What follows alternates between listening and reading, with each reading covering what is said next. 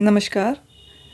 जैसा कि हम सब जानते हैं, पाकिस्तान में ईरान और अमेरिका के बीच जो युद्ध रोकने को लेकर या नेगोशिएशंस की जो बातचीत थी वो बेनतीजा निकली है और दोनों ही देशों के रिप्रेजेंटेटिव्स जो हैं वो अब अपने अपने देशों के लिए रवाना हो चुके हैं, जिसने फिर से एक बार पश्चिम एशिया में युद्ध के संकट की आहट देनी शुरू कर दी है।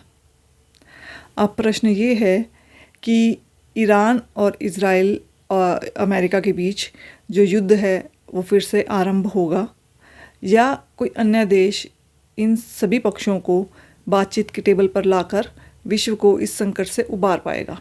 पहले प्रश्न का सरल उत्तर यह है कि यदि यह सीज़ फायर टूटा, जो कि 100% टूटेगा, तो इस युद्ध को रोक पाना कठिन होगा।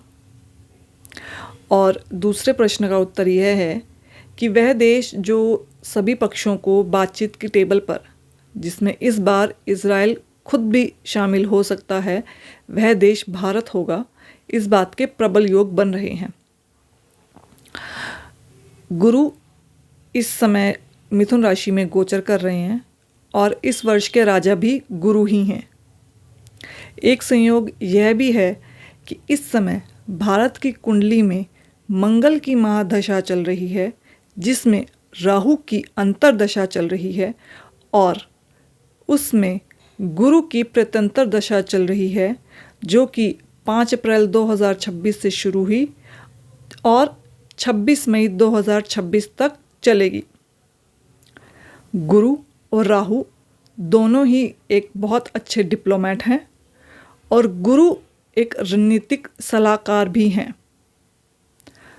तो गुरु और राहु की ये एक अनोखी युति जो बन रही है, वह पूरे संसार में भारत को एक शक्ति के रूप में स्थापित करेगी, जिसमें इस युद्ध को रोकना भी शामिल है। गुरु धर्म है और राहु छल युद्ध में माहिर हैं और हम देख रहे हैं कि कैसे भारत अपने खिलाफ हो रहे हर छल युद्ध का मुंह तोड़ जवाब दे रहा है।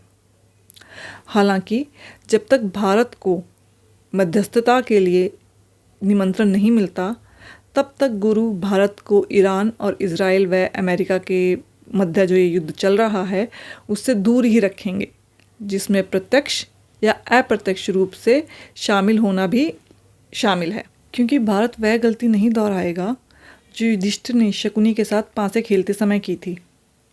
जब दुर्योधन ने युधिष्ठिर को पासे खेलने की चुनौती दी और युधिष्ठिर ने उस चुनौती को स्वीकार किया, तब दुर्योधन ने अपनी ओर से पासे खेलने का दायित्व शकुनी को दिया।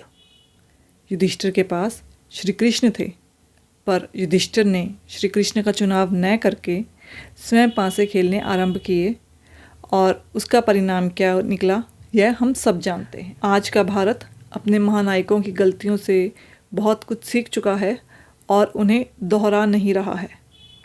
आज के युधिष्ठिर के समक्ष यदि फिर से ऐसी कोई चुनौती आई तो वह निश्चित ही श्री कृष्ण का चुनाव करेंगे। भारत का पिछला दशक इस बात का द्योतक है कि कैसे भारत भविष्य को पढ़ रहा है और उसके अनुसार योजनाएं बना रहा है।